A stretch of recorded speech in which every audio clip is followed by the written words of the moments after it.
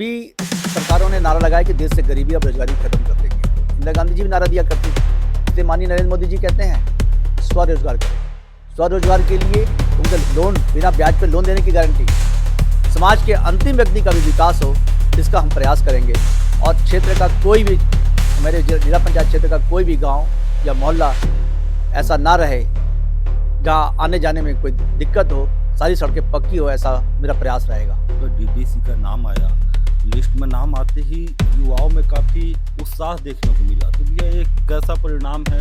आखिर लोग इतना उत्साहित आपके नाम आते ही क्यों हैं? बात करूँगा, अभी अपने क्षेत्र में गए हैं, क्षेत्र कई ऐसे हैं जहाँ पे डेवलपमेंट नहीं होता है। कई जगह पर बुनियादी सुविधा बोले लाइट नहीं है, कई जगह पे ऐसे रोड नहीं है। उनको लेकर भी आप कैसे देखते हैं, कैसे सही करते हैं?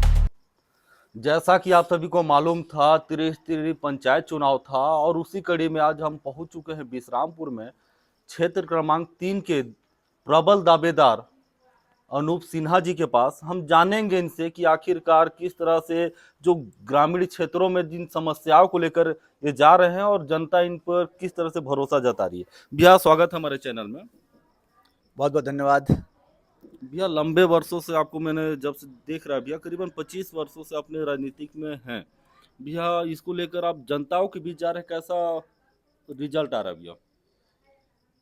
चूँकि केंद्र में और प्रदेश में दोनों जगह भारतीय जनता पार्टी की सरकार है और भारतीय जनता पार्टी ने जिला पंचायत क्षेत्र क्रमांक 3 से मुझे अपने संगठन का प्रत्याशी अधिकृत किया है, तो क्षेत्र के कार्यकर्ताओं में और क्षेत्र की जनता में बहुत उत्साह है और उन्हें ऐसा लगता है कि केंद्र में और प्रदेश में भारतीय जनता पार्टी की सरकार है, तो उससे उस संगठन के व्यक्ति को अगर हम लोग चुन कर यहाँ से भेजते हैं तो क्षेत्र में विकास करना बहुत आसान हो जाएगा।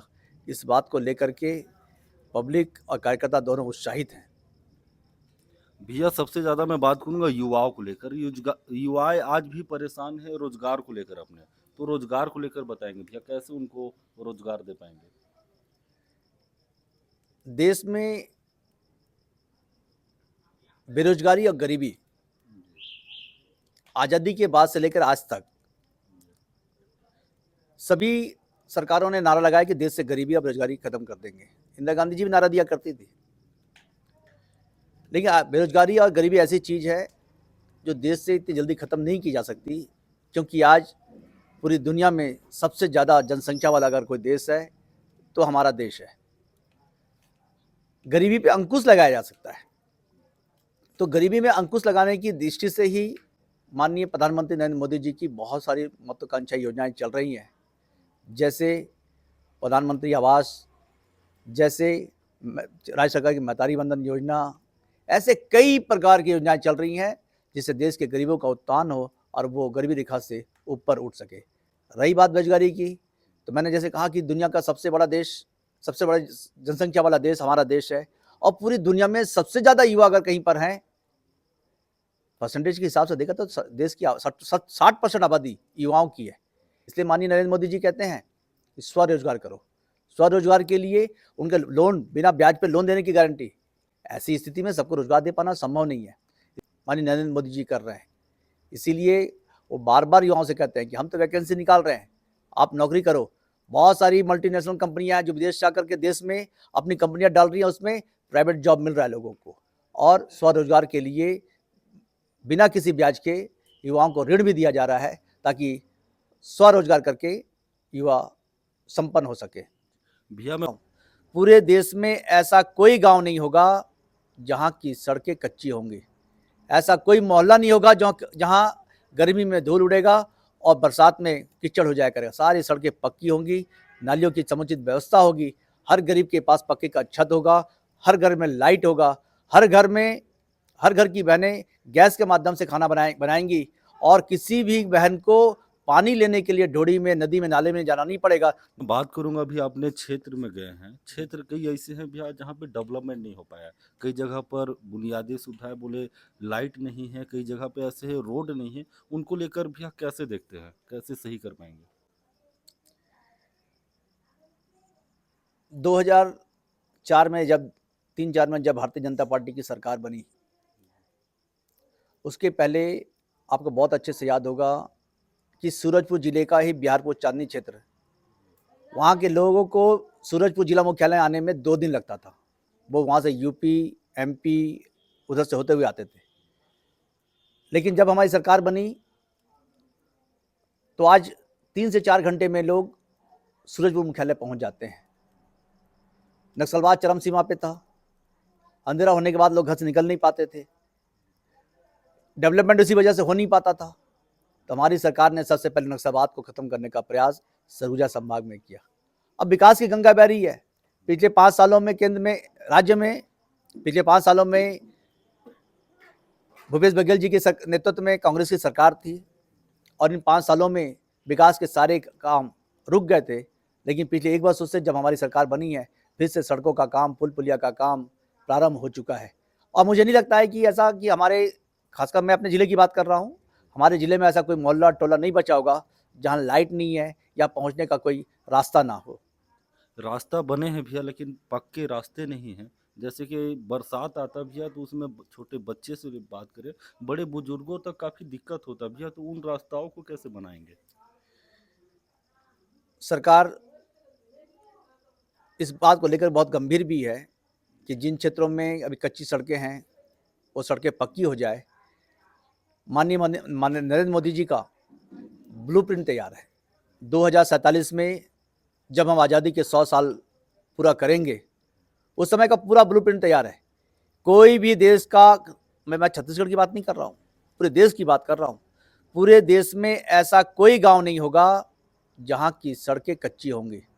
ऐसा कोई मोहल्ला नहीं होगा जहाँ गर्मी में धूल उड़ेगा और बरसात में कीचड़ हो जाया करेगा। सारी सड़कें पक्की होंगी, नालियों की समुचित व्यवस्था होगी, हर गरीब के पास पक्के का छत होगा, हर घर में लाइट होगा, हर घर की बहनें गैस के माध्यम से खाना बनाएंगी और किसी भी बहन को पानी लेने के लिए ढोड़ी में, नदी में, नाले में जाना नहीं पड़ेगा। नल जल योजना के माध्यम से घर घर तक पानी का कनेक्शन दिया जा रहा है। इस प्रकार की योजनाओं के साथ प्रदेश सरकार और राज्य सरकार दोनों काम कर रही है। भैया मैं बात करूंगा, जैसे ही आपका डीडीसी का नाम आया, लिस्ट में नाम आते ही युवाओं में काफ़ी उत्साह देखने को मिला। तो भैया एक कैसा परिणाम है? आखिर लोग इतना उत्साहित आपके नाम आते ही क्यों हैं? ये तो कार्यकर्ताओं का स्नेह है भाई, ये तो कार्यकर्ताओं से पूछना पड़ेगा। हाँ, ये है कि मैं भी कभी भी कार्यकर्ताओं के साथ ऐसा व्यवहार नहीं रहा मेरा कि वो कार्यकर्ता हैं और मैं पद पे बैठा हुआ व्यक्ति हूँ। मैं हमेशा अपने कार्यकर्ताओं को अपने भाई के समान ही अपने साथ रखा और समानता का व्यवहार सबके साथ रखने की वजह से कार्यकर्ताओं में एक उत्साह का माहौल रहा है और कार्यकर्ता मुझे इतना प्रेम करते हैं तो ये मेरे लिए सौभाग्य का विषय है। भैया मैं बात करूं छत्तीसगढ़ में, अभी प्रेजेंट में भी आपने अपने क्षेत्र में, बात करूंगा आपके क्षेत्र में, आपने घूमा, प्रमुख 2 मुद्दे बताएं भैया जिसको डीडीसी बनते ही उसको तत्काल करवाएंगे। जैसे आपने कहा ना कि वो कई ऐसी सड़कें हैं जो अभी भी कच्ची हैं। क्योंकि क्या हुआ, पिछले 5 सालों में जब भूपेश बघेल जी की सरकार आई तो 2008 तक बहुत तेजी से छत्तीसगढ़ आगे बढ़ रहा था। 5 साल में, फिर 2018 में जब भूपेश बघेल जी की सरकार आई तो अचानक से एक बड़ा ब्रेकर लगा, एक बड़ा ब्रेकर मिला, ब्रेक लगा पूरे विकास की गति को, और उस 5 साल की वजह से हम बहुत पीछे हो गए। तो मेरा सबसे बड़ा टारगेट है कि इस क्षेत्र में जो सड़कें अभी पक्की नहीं हो पाई है वो सबसे पहले पक्की हो। महतारी बंधन योजना का जो लाभ बहनों को मिल रहा है, वो उस लाभ से अगर कोई वंचित रह गया है तो उसका लाभ मिले उनको। प्रधानमंत्री आवास का लोगों को लाभ मिल रहा है, अगर कोई वंचित रह गया है तो उसको भी उसका लाभ मिले। कहने का तात्पर्य यह है कि अंत्योदय की योजना पर काम करेंगे, समाज के अंतिम व्यक्ति का भी विकास हो, इसका हम प्रयास करेंगे। और क्षेत्र का कोई भी, मेरे जिला पंचायत क्षेत्र का कोई भी गांव या मोहल्ला ऐसा ना रहे जहां आने जाने में कोई दिक्कत हो, सारी सड़कें पक्की हो, ऐसा मेरा प्रयास रहेगा।